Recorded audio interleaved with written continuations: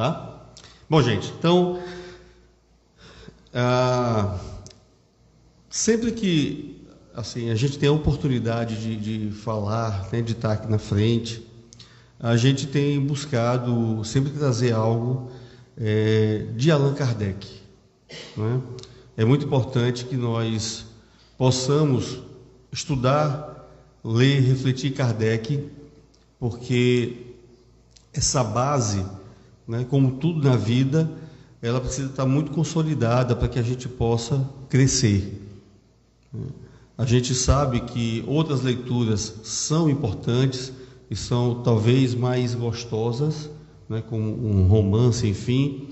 Entretanto, se você não tiver a clareza, né, o conhecimento que Kardec nos legou, a gente pode cair em uma série de ciladas, né? Existem livros aí no movimento espírita que às vezes são até antidoutrinários. Então eu preciso saber, né, ter o conhecimento para poder então fazer as comparações. Se eu não tiver essa referência, né, eu corro o risco de estar aí achando que estou aprendendo coisa e não estou aprendendo, né?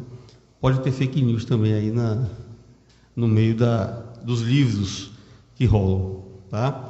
Então Kardec, ele é uma referência importante, não só nos livros em si, como nós já tocamos isso em outras vezes, mas é porque Kardec, ele tinha de fato uma metodologia. Kardec era um homem de ciência, né? Então ele tinha tanta preocupação da questão da universalização dos ensinos dos espíritos, né? Então não era apenas um médium, um espírito. Ele então fazia realmente essa pesquisa, essa busca para poder ver um certo consenso, e depois ele também colocava a questão crítica, né, o raciocínio crítico, para saber se aquilo ali fazia algum sentido ou não. E a gente precisa aplicar isso, né? A gente ainda é muito impressionado, por exemplo, com a questão da mediunidade, né, as mensagens espirituais, e não deveríamos, né? Isso é tão natural como o ato de respirar. E os espíritos, eles nada mais são do que os homens ou as mulheres sem o corpo físico. Então a gente não pode dar crédito cego para uma mensagem espiritual. A gente precisa inclusive esquecer o nome que assina a mensagem, porque se nós temos charlatães, né, na nossa vida carnal, material, muito mais tem do mundo espiritual, que a gente não consegue ter tanta assim clareza para identificar. Então o que tem que se olhar realmente é a mensagem que se traz, né? Mas o movimento espírita ainda tem muito cheio, as pessoas baixam a cabeça e concordam com quase tudo que vem do mundo espiritual, e isso também é perigoso. Então Kardec, ele tanto nos traz a mensagem, né, nos livros, na revista espírita, como também ele nos traz a metodologia, como a gente deve se comportar, né, ao fazermos as leituras. O Cosme Massi, que é um pesquisador, estudioso de Kardec, talvez um dos mais renomados assim, que estudam Kardec, né, que tem o Kardecpédia, né, para quem gosta de estudar, fazer palestra, o Kardecpédia é muito bacana, né, porque você tem ali tudo de Kardec, inclusive os livros que Kardec estudou, leu, né, sobre filosofia, muita coisa que você inclusive faz os links. Ele diz assim, você está lá, por exemplo, lendo a questão 919, que fala sobre o conhecimento de si mesmo, aí, itens relacionados, clica lá o botão, ele vai trazer tudo que está na obra de Kardec que tem relação com aquela questão. Então, para quem faz pesquisa, quem estuda, melzinho na chupeta, né? Muito, muito fácil, muito legal, facilita muito o trabalho, e você ainda pode tê-lo, né, ali, além do português, no francês, né, no inglês, não sei se já tem uma outra língua, você pode fazer a comparação entre o português e o francês, por exemplo, né, do original de Kardec. Enfim, muito bacana. E o Cosme Massi, ele fala uma coisa que eu acho muito legal. Ele diz assim que, eu não sei se é dele ou se ele trouxe de alguém, mas ele diz assim que nós precisamos ser caridosos com as pessoas, não com os textos, né? Então, o texto que chega lá do mundo espiritual, você precisa ser muito crítico, né? E o médium, ele não deve se melindrar, né? Porque a mensagem não é dele, né?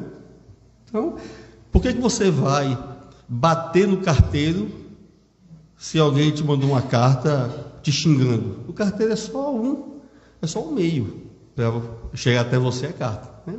Então o médium não deveria, mas a gente ainda tem muita coisa para amadurecer nesse sentido. Bom, o conhecimento de si mesmo ele é uma coisa que todos nós precisamos refletir, porque é a questão mais importante, que a tarefa decisiva e inadiável de todos nós para que a gente possa alcançar a felicidade. Não há outro caminho a ser percorrido senão este, o caminho de você se autoconhecer, né? E Kardec ele vai tratar deste assunto no livro terceiro do Livro dos Espíritos, que é o livro das leis morais. Esse capítulo terceiro, que vai ser mais desenvolvido em O Evangelho segundo o Espiritismo, ele traz 12 capítulos, né? Então ele começa na questão 614, né? Na questão da lei, da lei natural, né? Que é a lei de Deus, que é a lei, é a única lei, como lá diz os Espíritos, é a única lei que pode nos fazer, que nos fará felizes, né? Ela nos indica o que a gente deve ou não fazer e que nós só somos infelizes porque dela nos afastamos, né? E aí ele traz uma proposta de 10 leis morais, que ele vai então desenvolver, que nós podemos inclusive dizer que ali toda tem uma teoria, né, em cima, na relação nossa com Deus, com o próximo e com a gente mesmo, né? A última lei, segundo os Espíritos, é a mais importante, a lei de justiça, amor e caridade, que reúne todas as demais, né? E é uma lei só, né? É indissociável, né, a justiça, o amor e a caridade. A gente aqui tende a separar as coisas, mas quem ama é justo, né? Então você não tem como separar. Na lei divina, né, isso aí é indissociável. E Kardec vai pegar o último capítulo, né, a perfeição moral, trazendo uma instrumentalização prática para que a gente possa então adquirir, né, essas virtudes todas, para que a gente possa cumprir essas leis e nos aproximarmos de qual lei? Da lei divina, né, que é para nos fazer felizes, a única que pode nos fazer felizes, né? Então, Kardec começa a primeira questão, a lei natural, e ele termina no conhecimento de si mesmo, né, nos indicando que a gente precisa começar dali para poder chegar nessa lei divina, né, na lei natural. Bom, e aí da questão 919, né, que ela tem um desdobramento na 919A, a gente precisa entender bem esta pergunta que Kardec faz, né? Porque, vejam, lembrem-se que a gente estava vendo a questão das teorias, né, nas leis morais, todas que Kardec discorreu nos capítulos anteriores. E agora Kardec, ele faz a seguinte pergunta: qual o meio prático? Né? Então Kardec ele não quer mais nada teórico, ele quer saber, olha, na prática, né? Mas não é um meio qualquer, é o meio mais eficaz, né? Ou seja, é aquele meio em que, se aplicado, você vai encontrar o resultado, você vai alcançar o resultado que se espera, né? Então, todo meio ele tem um objetivo, tem uma finalidade, né? Para que isso aí? E ele vai dizer: para que o homem possa se melhorar nesta vida, ou seja, nesta atual existência, né, enquanto encarnados. E não é uma melhora também qualquer, é uma melhora consolidada, né? Porque ele fala também para resistir ao arrastamento do mal. Ou seja, não é você melhorar, depois você cai de novo, né? É você conseguir resistir aos arrastamentos do mal, às tentações que aparecem, né? E que nós, ainda espíritos imperfeitos, né? A gente aqui tropeça ali, cai, né? Levanta.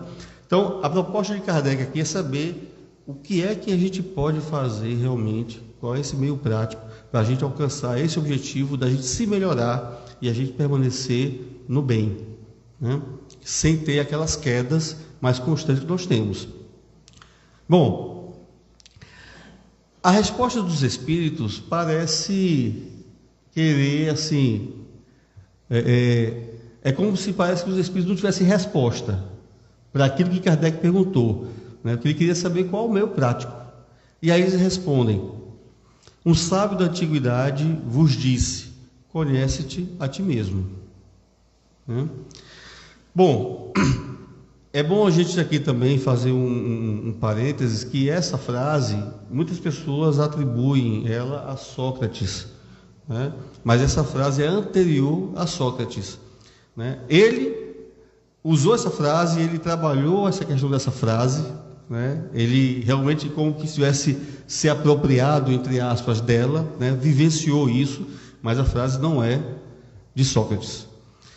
E aí Kardec, ele então devolve, né, a pergunta na última questão de fato, né, dessa terceira parte. Então Kardec vai dizer o seguinte: compreendemos toda a sabedoria desta máxima, mas a dificuldade está precisamente em cada um conhecer-se a si mesmo. Qual o meio, né, e a gente lembra, prático, né, e mais eficaz, que é aquilo que ele perguntou no anterior, de consegui-lo.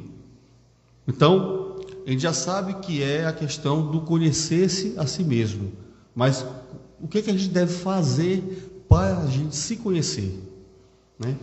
Existe alguma técnica para isso? Existe alguma forma de se fazer isso? Então aí, que interessante, que aí vem um espírito responder essa questão. Por que veio um espírito responder essa questão? Que assina. Gente, foi uma pergunta. Viu? Para responder. Por quê? Por que um espírito veio responder essa questão?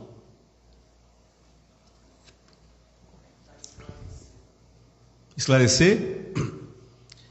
Veja, se Kardec pediu, né, um meio prático eficaz, mais eficaz, então tem que vir alguém que praticou, não é? Quando a gente vê lá a questão 625 do Livro dos Espíritos, né, qual o tipo mais perfeito que Deus tem oferecido ao homem para ele servir de guia e modelo? Aí eles respondem, né, vede Jesus. Por que Jesus é nosso guia?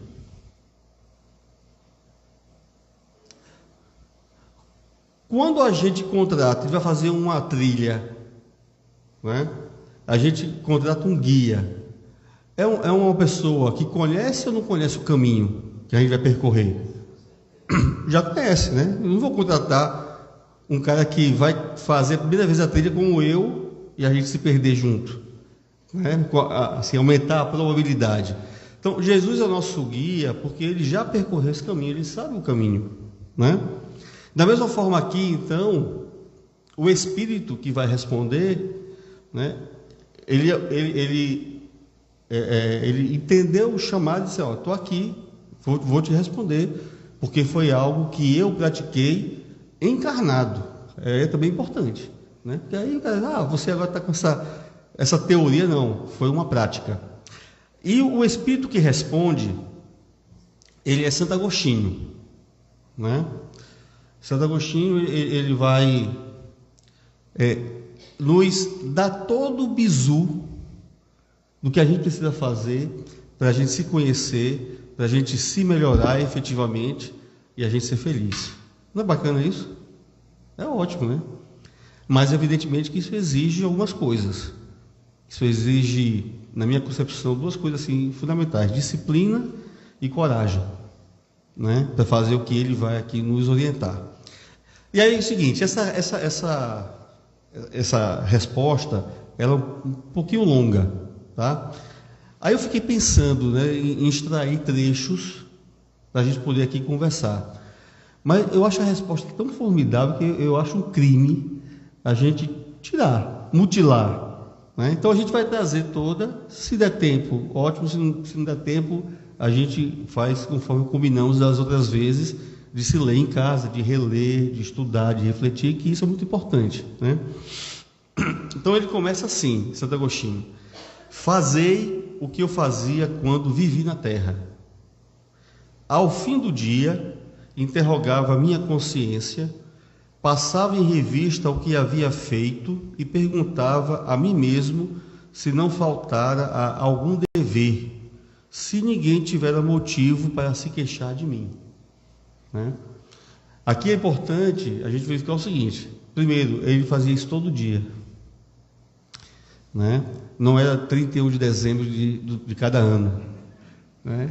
A gente mal se lembra do que almoçou ontem, né? Quanto mais a gente se lembrar. Então ele diz assim: olha, você precisa todo dia parar um instante e fazer um balanço, você tentar lembrar de todos os teus atos daquele dia, né? Poxa, como é que eu fui ao acordar, né? Como foi que eu tratei minha esposa, meu esposo, meus filhos, o que eu falei, como é que eu fui no trânsito daquele dia, xinguei muito, não xinguei, enfim, a relação, eu dei bom dia para o porteiro, né, para a pessoa que encontrei na rua, eu vi alguém precisando, será que eu, né, eu fiz que não vi e passei batido, enfim, eu vou relembrando todos aqueles atos para eu poder realmente reconhecer aquilo que eu fiz ou deixei de fazer, né? E aí ele vai seguir, ele vai dizer assim: foi assim que cheguei a me conhecer e a ver o que em mim precisava de reforma, né? Aquele que todas as noites recordasse todas as ações que praticara durante o dia e perguntasse a si mesmo o bem ou o mal que houvera feito, rogando a Deus e ao seu anjo da guarda que o esclarecessem, adquiriria grande força para se aperfeiçoar, porque, crede-me, Deus o assistirá, né? E aqui é interessante porque a gente se esquece que nós temos ao nosso lado um amigo, né, de uma escala superior, né, a nos ajudar na nossa existência, que é o anjo da guarda, né? O anjo da guarda, ele é, no nosso caso, como nós somos espíritos imperfeitos, ele é um espírito bom, né?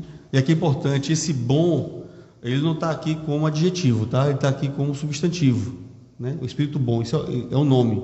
Não é assim, minha mãe é tão boa, né? Não é isso, né? Porque minha mãe também é da imperfeita, né? Ela ainda tem suas paixões, né? Inveja, ódio, rancor, raiva, né? Se a gente sente isso, mesmo que algumas vezes a gente é da escala, né, espírita de espíritos imperfeitos.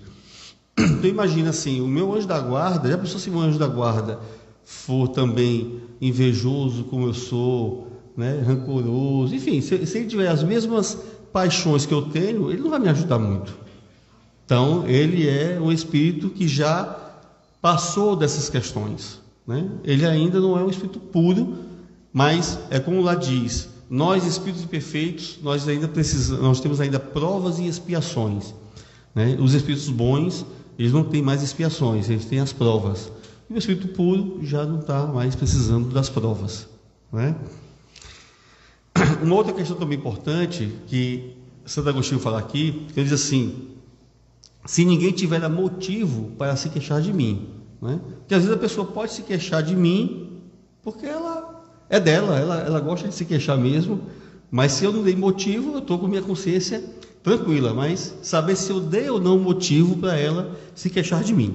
E aí continua Santo Agostinho. Mas aí eu queria só trazer o seguinte: Santo Agostinho, ele escreveu esse livro, né, quando ele estava aqui encarnado, chamado Solilóquios.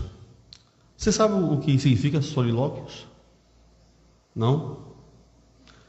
É aquela conversa você com você mesmo, né? Então, a orientação dele, que está a gente, ele escreveu isso no livro. Então, ele fazia aquelas conversas, né, com a própria consciência. Que lembrando, né, que essa lei divina está inscrita na nossa consciência, né? Então, ali a gente vai buscar, né, se conhecer e também buscar aquela ajuda para a gente possa se melhorar. Aí ele continua: portanto, questionai-vos, interrogai-vos sobre o que tendes feito e com que objetivo agistes em dada circunstância. Porque o que vale, gente, na lei divina é a nossa real intenção.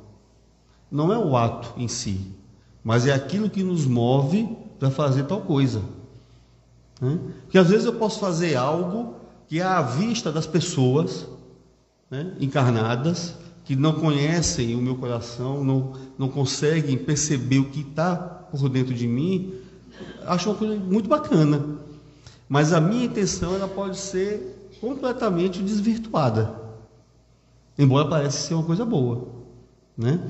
Então, eu preciso perguntar o que é que está me movendo, o que é que de fato me faz fazer tais coisas.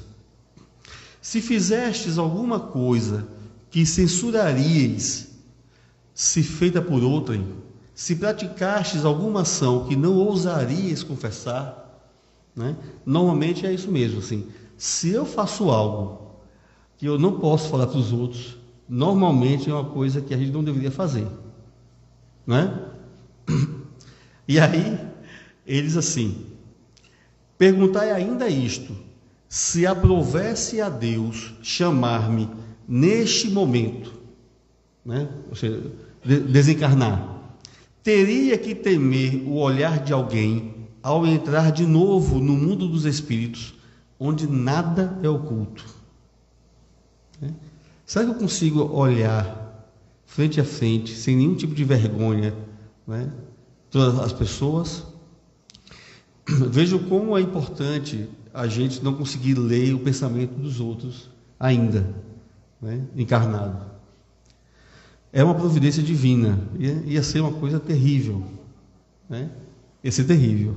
A gente não está preparado ainda, mas no mundo espiritual nada se esconde, né? Então as coisas vêm de fato à tona, né? Daí a necessidade da gente tentar de fato se melhorar. Não importa o que fizemos antes, né? Isso aí não tem como você alterar, mas daqui para frente, né, a gente pode de fato melhorar. E a gente sabe que as melhoras elas não são do dia para a noite, né? É algo assim devagar mesmo, mas é preciso ter essa força de vontade, né, de caminhar nessa direção. Continua Santo Agostinho: examinai o que podeis ter feito contra Deus, depois contra o vosso próximo e, finalmente, contra vós mesmos. As respostas acalmarão a vossa consciência ou indicarão um mal que precise ser curado. O conhecimento de si mesmo é, portanto, a chave do progresso individual, né? Então, essa frase aqui é a chave do progresso. Ela indica o seguinte: olha, é isso que a gente precisa fazer, né? Como eu falei anteriormente, o caminho, né, o caminho para que a gente possa se melhorar, para que a gente possa se aperfeiçoar, é o caminho do diagnóstico da gente mesmo, né?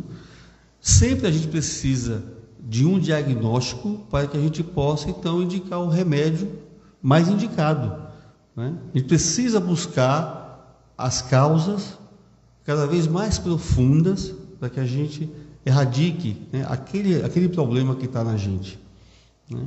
E aí é o seguinte: nós precisamos ter coragem, porque a gente precisa se desnudar perante nós mesmos, né? Ele vai falar mais para frente, né, que a gente a gente precisa multiplicar essas interrogações, essas perguntas sobre a gente. E claro, a gente vai tentar escapar de alguma forma, e ele vai trazer também aqui o que a gente deve fazer para não cair nessa cilada.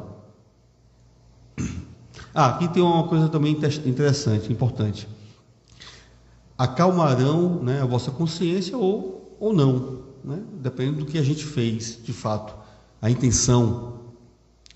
Tem uma questão, se eu não me engano, é a 922, né? Que está ali pertinho, né? Logo depois, que Kardec ele vai falar sobre a questão da felicidade, né?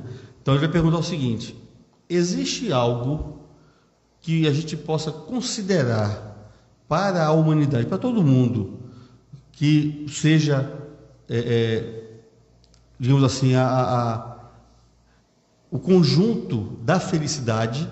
Porque muitas vezes uma coisa que pode ser para mim algo bom, me traz felicidade, para o outro não é, né? É diferente. Tem alguma coisa que é incomum para nós, né? E eles falam o quê? Que materialmente falando seria a posse do necessário, né? Porque o necessário, em outra questão, ele vai dizer assim, só o necessário é útil, o supérfluo nunca é. Que também merece uma reflexão nossa, né? Poxa, quanto eu corro atrás do supérfluo, né? Quanto eu estou ainda apegado materialmente, né, à matéria. E vocês sabem que o vício radical, né, aquele vício que está na raiz, né, de todas as mazelas, é o egoísmo. E o que é que causa o egoísmo? Foi uma pergunta também, viu? O que é que causa o egoísmo?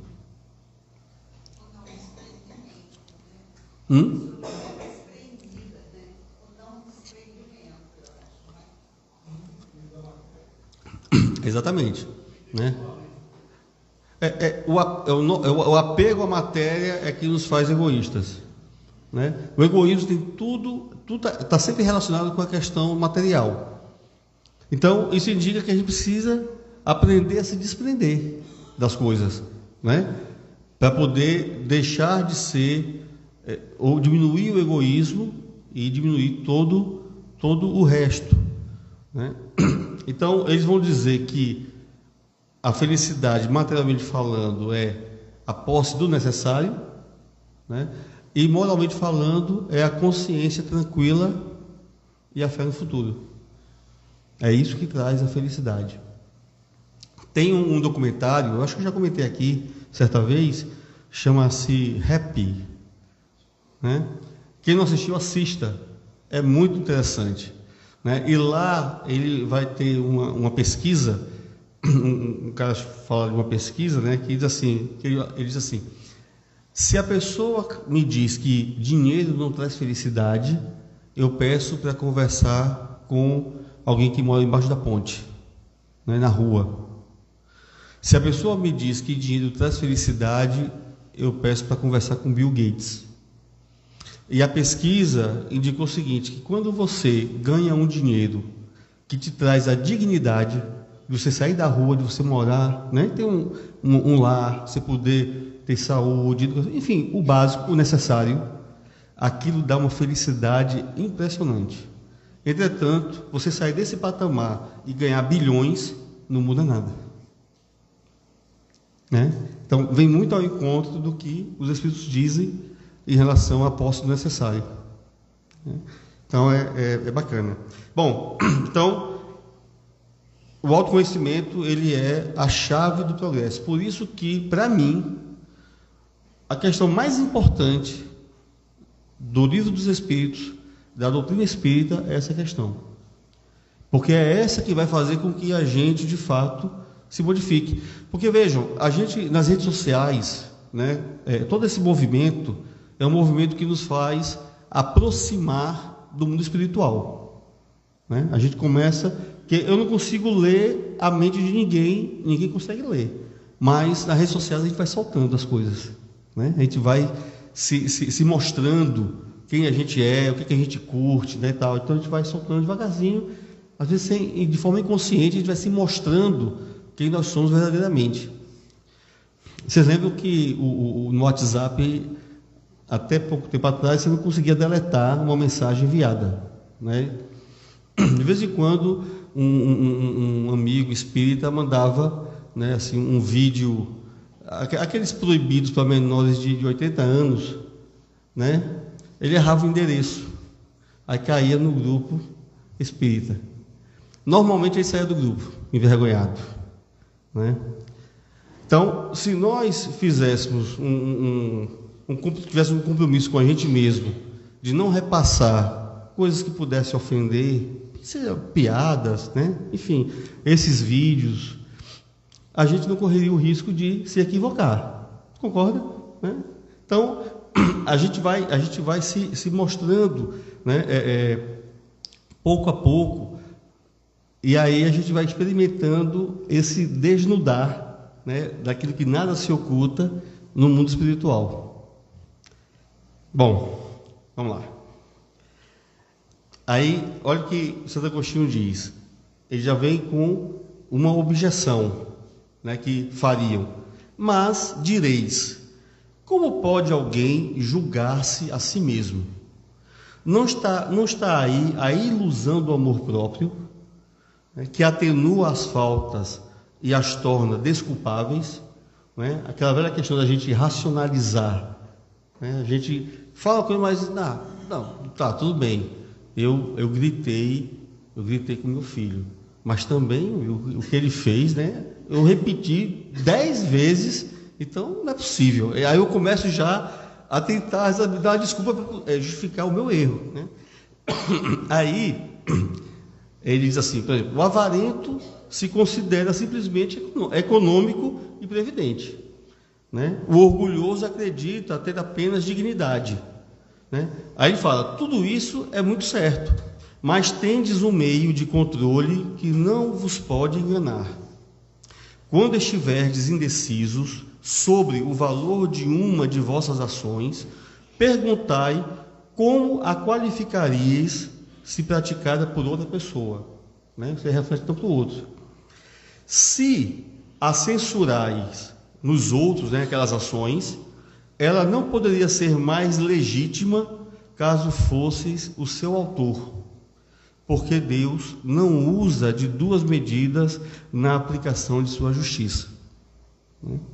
E a gente faz isso com a gente, faz isso com os outros também, né? Porque a gente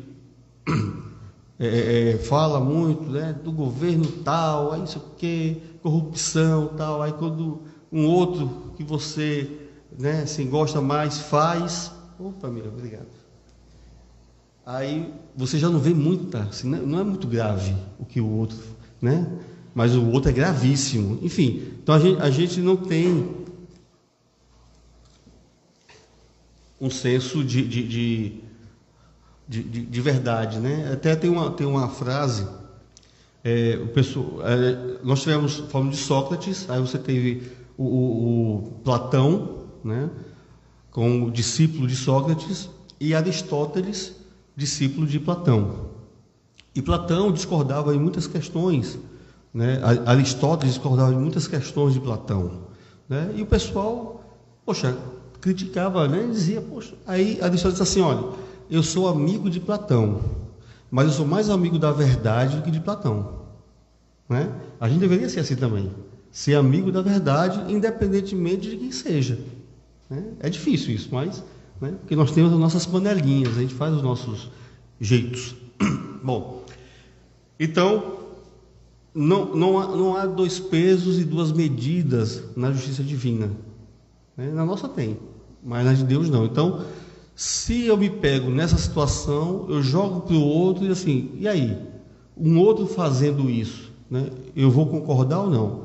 Se eu discordar, então eu também não tenho legitimidade para fazer aquilo. Preciso me melhorar. Continua Santo Agostinho, procurai também saber o que pensam os outros, e não desprezeis a opinião dos vossos inimigos, já que estes, os inimigos, não têm nenhum interesse em disfarçar a verdade, e Deus muitas vezes os coloca ao vosso lado como um espelho, a fim de que sejais advertidos com mais franqueza do que o faria um amigo, né?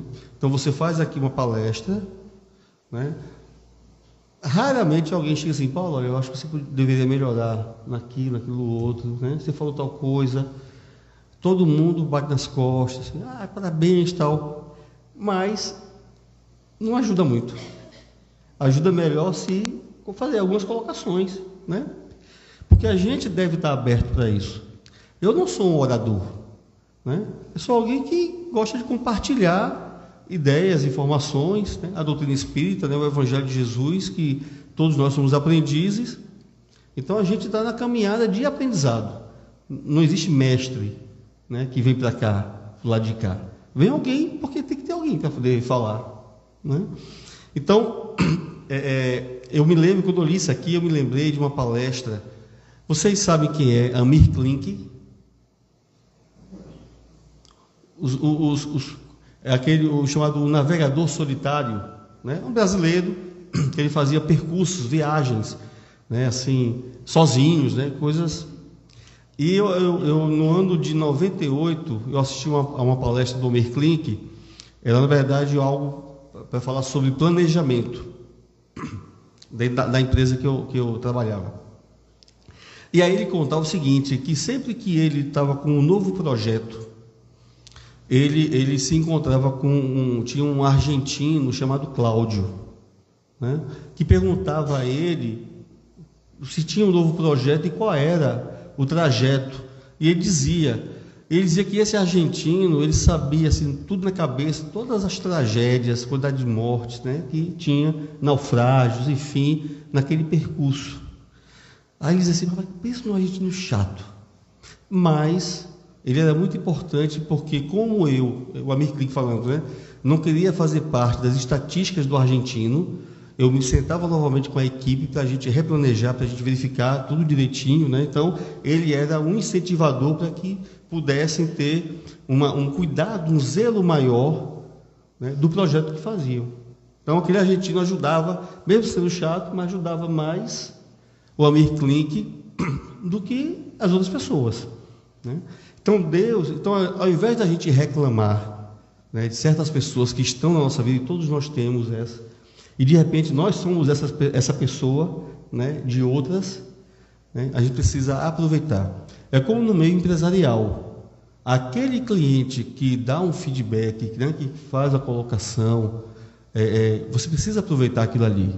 Primeiro porque a maioria não quer perder tempo, né, dando feedback, né, retornando para você alguma informação importante. Então aquela pessoa está te dando ali uma dica, que não necessariamente você tem aquilo ali como uma verdade absoluta, mas é uma visão, né, de alguém que está se servindo do teu serviço, enfim, de alguma coisa. Então, sempre que alguém traz para a gente algo, a gente precisa parar e digerir aquilo de alguma forma. Repito, não considerando aquilo como sendo a verdade, né, mas é um ponto de vista, e a gente precisa, então, analisar. Aquele, pois, que tem o sério desejo de melhorar-se, perscrute a sua consciência a fim de extirpar de si as más tendências, como arranca as ervas daninhas do seu jardim. Faça o balanço de sua jornada moral, avaliando, a exemplo do comerciante, seus lucros e perdas, e eu vos garanto que o lucro sobrepujará os prejuízos. Se puder dizer que foi bom o seu dia, poderá dormir em paz e aguardar sem temor o despertar na outra vida, né? Então, estou tranquilo. Se Deus quiser me chamar, me chame, né? Mas quando a gente tem muita pendência, tem que ter mais tempo para poder resolver as coisas, né? Então fica difícil. Formulai, portanto, continua Santo Agostinho, a vós mesmos perguntas claras e precisas e não tem mais multiplicá-las, né? Até mesmo nesse processo de você começar a fazer esse exercício diário, né, é também um exercício que você vai se melhorando nessa investigação de si mesmo, nas perguntas que você vai fazendo, né, e fazendo perguntas cada vez mais profundas, de modo a não deixar que você escape da resposta, né, da análise daquilo que você fez, para que você possa dizer, poxa vida, eu realmente errei, né? Naquele momento, preciso melhorar nesse ponto. Pode-se muito bem consagrar alguns minutos para conquistar a felicidade eterna. Pode, não pode? Não é bom? Eu diria que é um investimento formidável, não tem investimento melhor do que esse. Você gastar alguns minutos. Vocês têm aquele aplicativo que diz assim, quanto tempo semanalmente a tua média diária de mexer nas redes sociais? Não. Vocês têm?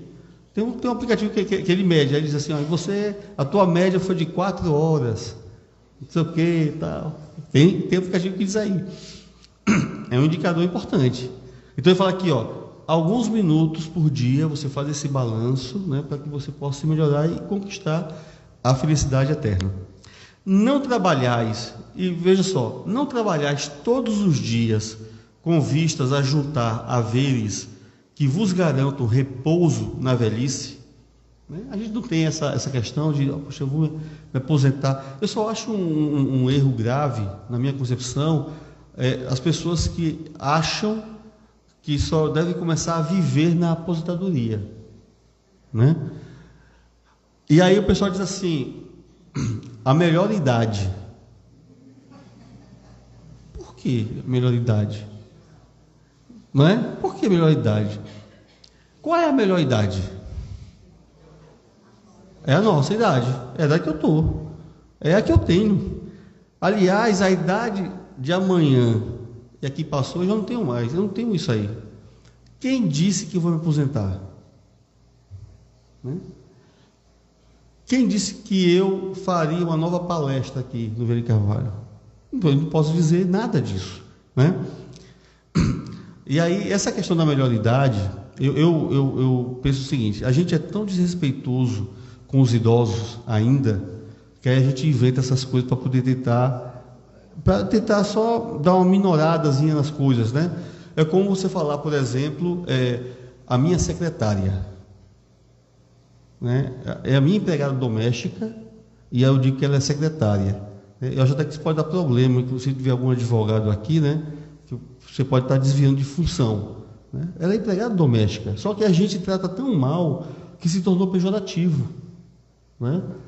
Assim como eu sou empregado de uma empresa, sou empregado doméstico, não tem nada de diminuir isso. Mas aí a gente faz tanta humilhação, trata tão mal os empregados domésticos, que a gente fala, não, é minha secretária. Aí a gente muda, né, o termo para poder ver se consegue melhorar um pouco.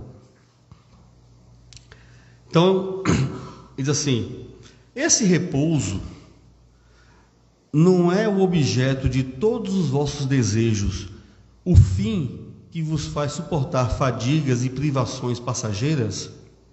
Pois bem, que é esse descanso de alguns dias, né, a velhice, perturbado pelas enfermidades do corpo, em comparação com o que espera o homem de bem? Não valerá a pena fazer alguns esforços? Né? É óbvio que vale, mas a gente insiste em não fazer. A última lâmina, tá? Sei que muitos dizem que o presente é positivo, né? Ou seja, é certo, né? Existe, e o futuro é incerto. Ora, é exatamente esta a ideia que estamos encarregados, né, os espíritos da Pleiade, né, do Espírito de Verdade, de destruir em vossas mentes. Ou seja, a gente tem que destruir esse futuro incerto. A gente está dizendo a vocês o que é que vos aguardam, né? O que é depois, o que é que vem depois da morte do corpo físico. Pois desejamos fazer que compreendais esse futuro, de modo a não restar nenhuma dúvida em vossa alma. Foi por isso que primeiro chamamos a vossa atenção por meio de fenômenos capazes de ferir-vos os sentidos, né? As chamadas mesas girantes, as pancadas, toda a questão dos objetos. Então, primeiramente, eles chamaram a atenção dessa forma. E agora vos damos instruções que cada um de vós está encarregado de espalhar. Olha a responsabilidade, está dizendo que a gente agora que leu até aqui, estamos encarregados de espalhar, né, essas questões. Por isso que eu estou trazendo para cá, viu, Eva? Porque quando eu li, eu disse, tem que espalhar. Aí, Santo Agostinho termina: com esse objetivo é que ditamos o Livro dos Espíritos. E ele assina, né? Alguma pergunta? Alguma questão a ser colocada? Concordo, discordo de Santo Agostinho? Que não é discordar de mim, né? Eu só trouxe o que ele... Percebam só o seguinte, né? Esse é um processo que eu estou na luta comigo mesmo para fazer, né? Faço um dia, 2 não, né? Enfim, estou naquele processo de disciplina que é meu calo, né? Mas é um processo que a gente vai, né? Para a gente criar um hábito, né? É preciso ter disciplina, né? Você precisa forçar, de fato. Depois a gente consegue fazer isso, né? A gente já incorpora, né? Ele torna-se realmente um hábito e você faz aquilo ali de forma natural, né? Sem um sacrifício, né? É aquilo que você vai, de fato, ali dizer assim: poxa, eu não posso ir dormir sem fazer esse balanço, né, diário, né? Sem eu conversar comigo mesmo, sem eu conversar com Deus, com o meu anjo guardião, que está ali a postos para me auxiliar, né? E isso aqui lembra muito aquela questão como é que fala? Ajuda-te e o céu te ajudará, né? Então a gente precisa ter, para termos inclusive o mérito, né, das conquistas, precisamos ter a proatividade. A gente precisa dar o primeiro passo e a gente receberá essas ajudas todas, né, que Santo Agostinho coloca. Então, veja que quando Santo Agostinho, e aí quem já leu sobre a história de Santo Agostinho sabe, ele era um espírito imperfeito quando ele começou a fazer, né, esses solilóquios, né, essas conversas dele com ele mesmo para poder se autoconhecer, né? Hoje ele já está num outro patamar, né? Por isso então que ele veio nos trazer, porque Kardec perguntou um meio prático, né, eficaz, né, e é esse aí que Santo Agostinho nos traz, né? Então, mais uma vez, eu quero agradecer a vocês pela atenção, convidar, né, que vocês possam ler e reler essa questão muitas vezes, né, e começar, quem sabe hoje, né, antes de dormir, façamos um balanço, como é que foi a nossa sexta-feira, né? É algo espantoso, gente, quando vocês começarem a fazer isso, porque não é fácil. E outra questão também importante, é um exercício para a memória, né? Você fazer isso é um exercício importante, né? Então, até a próxima, se Deus quiser, encarnado ainda, a gente vai poder estar de volta aqui, tá? Beijo do coração, Deus abençoe.